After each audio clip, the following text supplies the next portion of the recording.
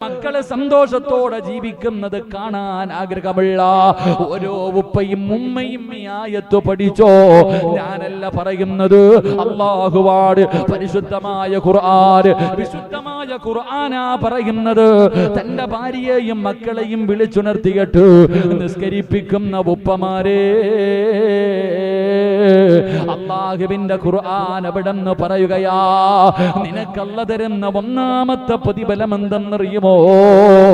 വഅ്മുർ അഹ്ലക ബിസ്സലാത്തി വസ്തബിർ അലൈഹാ ലാ നസ്അലുക റിസ്കാ. എന്റെ പ്രിയമുള്ളവരെ, വെള്ളിയാഴ്ച ദിവസം ജുമാ കഴിഞ്ഞ് പള്ളിയുടെ വെളിയിലിറങ്ങുമ്പോ നീ എല്ലാ വെള്ളിയാഴ്ചയും ഒരു കാഴ്ച കാണുന്നവനാട്. പള്ളിയുടെ മുന്നിലിരുന്ന് യാചിക്കുന്നവരെ കാണുന്നവരാ.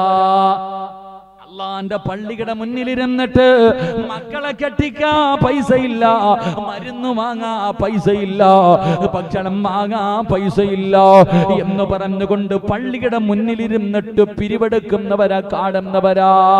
നിന്റെ വീട്ടില് പടച്ചവനെ ഈ റമളാൻ മാസത്തില് എത്രയോ പേര് നിന്റെ വീടിന്റെ മുന്നിൽ പിരിവിന് വരുന്നത് കണ്ടവനാ.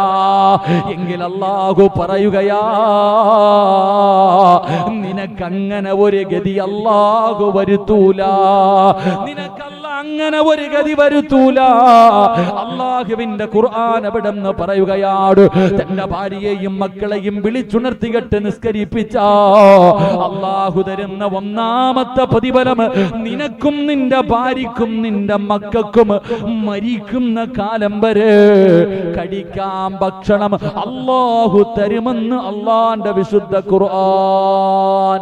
അല്ലാഹുവിന്റെ പരിശുദ്ധമായ ഖുർആൻ പറയുക, 5 നേരം നീയും നിന്റെ ഭാര്യയും മക്കളും നിസ്കരിച്ചാ ലാ നസ്അലുക റിസ്ക, നീ ഭക്ഷണം തേടിയിട്ട് നടക്കണ്ട, നീ റിസ്ക് തേടിയിട്ട് നടക്കണ്ട. നിനക്കും നിന്റെ കുടുംബത്തിനും മരിക്കണ കാലം വരെ ഭക്ഷണം ഞാൻ തരാമെന്ന് അല്ലാഹുവിന്റെ പരിശുദ്ധ ഖുർആൻ. അല്ലാഹു നമുക്ക് ഈമാൻ നൽകുമാറാകട്ടെ.